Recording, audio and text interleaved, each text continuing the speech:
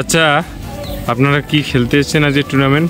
আপনারা আজকে না, এটা যে আমাদের চলছে এখন, এটা আমাদের প্রস্তুতি চলছে আর কি। আমাদের খেলা আছে নভেম্বরের প্রথম সপ্তাহে আর কি, আমাদের রায়গঞ্জে আছে মানে আন্ডার-15, যেটা মানে 15 বছরের নিচে যে খেলাটা হবে, সেই খেলাটার জন্য আমরা প্রস্তুতি করছি।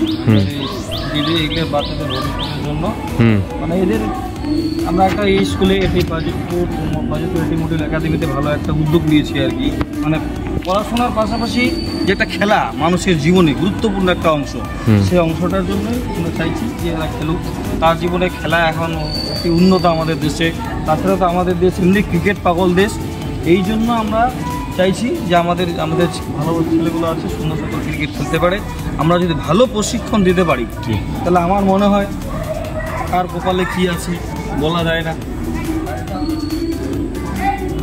আচ্ছা, আপনাদের টিমে পারফরমেন্স, বাজিতপুর এটি মডেল একাডেমির টিমে পারফরমেন্সের দিক থেকে কেমন আছে? খেলার পারফরমেন্স তো আমাদের ভালো। এখন আমাদের 19 জন প্লেয়ার বাছাই করা আছে, তাদের মধ্যে আমাদের 15 জনকে দিতে হবে। আজকে সব বাচ্চাগুলো আসেনি, এখানে 9 জন বাচ্চা এসেছে, আমাদের স্টার আছে। তো যাই হোক, আমরা প্রশিক্ষণ দিচ্ছি, আমাদের আরও একজন আছে, প্রশিক্ষণ দিতে হবে। চেষ্টা করবো যেন প্রত্যেকটা ম্যাচ জয়ী হতে পারে ইনশাআল্লাহ। আচ্ছা, ওকে, থ্যাংক ইউ।